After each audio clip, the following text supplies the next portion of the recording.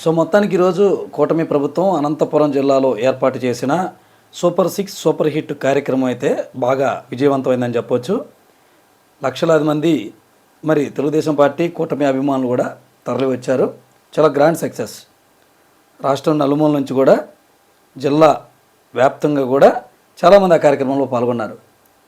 So ఇంత success వచ్చినా దానివల్ల ఉపయోగం ఏంటి అనే ప్రశ్నలు ప్రజల నుంచి వినబడుతున్నాయి. ఆల్రెడీ ప్రభుత్వం రన్నింగ్లో ఉంది. మీరు ఆల్రెడీ ప్రతి పథకానికి పబ్లిసిటీ ఇచ్చుకుంటున్నారు. మళ్ళీ కోట్లు ఖర్చు పెట్టి మళ్ళీ అదే పబ్లిసిటీ ఎందుకు? ఇప్పుడున్న క్రమంలో అది కూడా ఒక పక్క యూరియా లేక రైతులు అల్లాడిపోతున్నారు. మరి దానిపైన అటు తెలుగుదేశం పార్టీకి అనుకూలంగా ఉన్న పత్రికల్లో కూడా వార్తలు వచ్చాయి. కాదని బుకాయించే ప్రయత్నం కొంతమంది ఎమ్మెల్యేలు మంత్రులు కూడా చేస్తున్నారు, తెలుగుదేశం పార్టీ శ్రేణులు కూడా చేస్తున్నారు. కానీ గ్రౌండ్ రియాలిటీలోకి వచ్చేపాటికి రాష్ట్రంలో మొత్తం కూడా యూరియా కొరత అనేది మెండుగా ఉంది. ముఖ్యమంత్రి గారు కూడా లేఖలు రాశారు, అంతా ఉంది. రైతులు ఇలా వ్యతిరేకంగా ఉన్న క్రమంలో ఇప్పుడు సక్సెస్ మీట్ పెట్టుకోవటం, ఆ సూపర్ 6 సూపర్ హిట్ అంటూ కాస్తంత విమర్శలకి తావిస్తోంది. ఏంటంటే అది పొలిటికల్గా తన మైలేజ్ని పెంచుకోవడానికి చంద్రబాబు నాయుడు గారు ఈ కార్యక్రమం పెట్టినట్టుగానే కనపడుతూ ఉంది. ఎందుకంటే సెప్టెంబర్ 9 మరి ఆయన అరెస్ట్ అయిన రోజు. మరి ఏడాదికి పెట్టుకోవాలి సూపర్ హిట్ అనో లేదా ఎట్లోనో లేకపోతే సూపర్ 6 మొత్తం అమలయ్యాక. కానీ ఆ ప్రోగ్రాం తీసుకొచ్చి 10వ తారీఖు పెట్టారు. అంటే ఏడాది క్రితం ఆయన జైలుకి వెళ్ళాడు, మళ్ళీ ఏడాది తర్వాత ఆయన ముఖ్యమంత్రి అయ్యారు. ఇది ఒకటి పబ్లిసిటీ అవుతుంది. ఇది ఒక్క కాన్సెప్ట్లోనే పెట్టినట్టుగా ఉంది. పైగా ఆ సభ మొత్తం కూడా జగన్మోహన్ రెడ్డి గారిని తిట్టినట్టుగానే కొంత కనబడతా ఉంది. ఎవరు చూసినా భజన తప్ప దాంట్లో ఇంకా ఎలాంటి ప్రజలు ఇంకేం చేయాల్సి ఉందనేది మాట్లాడుకోవట్లేదు.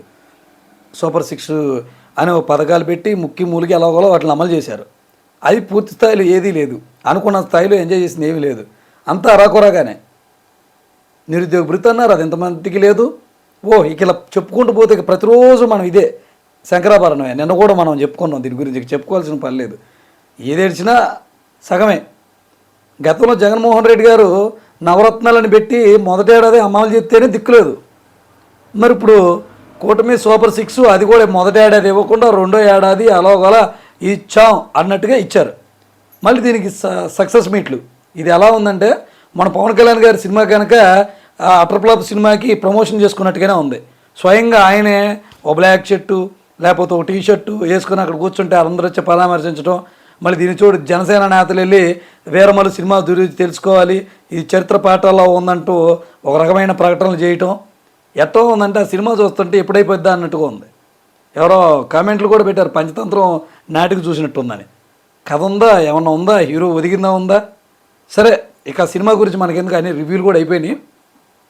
మొత్తం మీద ఇప్పుడు అదే మాదిరిగా ఇది కనపడతా ఉంది. అంటే ఈ సక్సెస్ మీట్లు పెట్టుకోవాలి లేకపోతే ఇలా విజయోత్సవాలు పెట్టుకోకూడదని కాదు ఇక్కడ మా ఉద్దేశం. కానీ ఈ టైంలో తెలుగుదేశం పార్టీకి అది నెగిటివ్ అనమాట. కొంచెం 4 రోజులు గడిచిన తర్వాత పెట్టుకున్నా బాగుండేది. ఇప్పుడు ఎన్నో సమస్యల మీద రోడ్డు ఎక్కారు వైసీపీ వాళ్ళు, మైలేజ్ తెచ్చుకున్నారు. వాళ్ళకు ఉపయోగపడుతున్నాయి. వాళ్ళని డామినేషన్ చేయాలి, మనం జనంగా దర్శనం చేయాలని మనం వెళ్తే అది మనకే మైనస్ అవుతుంది. ఇంకా మీరు సూపర్ 6 అమలు చేశారంటే వాటిలో లోటుపాట్లకి చాలా ఉన్నాయి. ఆటో వాళ్ళు మొత్తం రోడ్డు మీద పడ్డారు. ఒక స్త్రీనే చూసుకొని మీరు ఏదో ఉచిత బస్సు అని ఇచ్చేశారు. కానీ దానివల్ల ఏంటంటే ఆటో కిస్తీలు లేక చాలా ఇబ్బంది పడే ఆటో వాళ్ళు ఉన్నారు. ఎక్కువగా మహిళలే ఆటోలో ప్రయాణం చేసేది. ఇప్పుడు ఆ మహిళలు ఎక్కక నానా ఇబ్బందులు పడుతున్నారు, కిస్తీలు కట్టలేని పరిస్థితిలో ఉన్నారు. మరి ఏంటి, పోనీ ఎవరైనా ఫైనాన్స్లో ఉంటే ఫైనాన్స్లో ఆటోలు ఉంటే వాటి క్లియర్ చేసే మార్గమైనా చూడాలి. లేదా ప్రత్యామ్నాయంగా వారికి కూడా ఏదోటి వాహన మిత్ర లాంటి అమలు చేయాలని చెప్పేసి వాళ్ళు కోరుతున్నారు. మన విజయవాడలో బెజవాడలో పెద్ద భారీగా ఆటో ర్యాలీ జరిగింది. ఇక మిగతా నియోజకవర్గాల్లో కూడా ప్లానింగ్ చేసే ఆలోచనలో ఆటో యూనియన్ వాళ్ళు ఉన్నారు. సో మొత్తానికి విజయోత్సవమే. కానీ ఉపయోగం ఏంటి? ఎంతవరకు మన డబ్బా మనం కొట్టుకోవటం, ప్రజలకు ఉపయోగపడేది నెక్స్ట్ ఏంటని ఆలోచన చేయరు. ఆలోచన చేయకపోతే వాళ్ళకి 11 సీట్లు అట్టో మనకు కూడా మళ్ళీ అదే 11 రావచ్చు. వాళ్ళు నవరత్నాలు ఎట్ టైంలో అమలు చేశారు. వాళ్ళు పెన్షన్ పెంచుకుంటూ పోని 1000 పెంచని, 200 పెంచని, ₹10 పెంచని ఆయన ముందే చెప్పాడు ఎలా పెంచుతామని. అలాగే పెంచుకుంటూ పోయాడు. అంటే వాళ్ళతో కంపేర్ చేసినప్పుడు చెప్తున్నాం. సూపర్ 6 మీరు ముక్కి మూలిగి ఆర్థిక పరిస్థితులు బాగాలేదని కారణాలు చెప్తున్నారు. ఏడాది ముందు మీకు ఎలక్షన్ ముందే తెలుసు కదా, మన దేశం మన రాష్ట్రం ఆర్థిక సంక్షోభంలో ఉంది. జగన్మోహన్ రెడ్డి గారు ప్రవేశపెట్టిన నవరత్నాలు లేకపోతే ఉచిత పథకాల వల్లే మనం కరువులోకి వెళ్ళిపోతున్నాం, శ్రీలంక మారిద్ది అది ఇదని చెప్పుకొచ్చారు. మళ్ళీ అది తిరగంగానే మడతేశారు.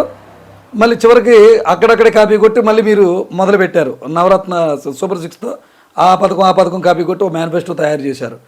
అదేవిధంగా స్మార్ట్ మీటర్లు భారీగా వ్యతిరేకించారు. మొదట్లో రైతులకు బాగా తీసుకెళ్లారు, కార్యక్రమాలు అయితే బాగా చేశారు, బాదురు అని స్మార్ట్ మీటర్లు వద్దని. చివరికి మళ్ళీ మనం అదే స్మార్ట్ మీటర్లో మీ అనుకూల పత్రికలో స్మార్ట్ మీటర్లు వచ్చేసాయి అనుకుంటూ రాసి మళ్ళీ అదే స్మార్ట్ మీటర్లు అమలు చేశారు. ఎంతవరకు వాళ్ళ కాదని మళ్ళీ వాళ్ళనే మంచి అనే విధంగా మీరే తయారు చేస్తున్నారు. సో ఏంటంటే ఆర్థిక పరిస్థితులు బాగలేనప్పుడు మనకి ఆ మిగతాది కూడా ప్రజాధనం వృధా కాకుండా అది ఏదైనా పథకానికి మళ్లించడమో ఏదో చేస్తే బాగుంటుందని చెప్పేసి చాలామంది సామాజికవేత్తలు అభిప్రాయపడుతున్నారు.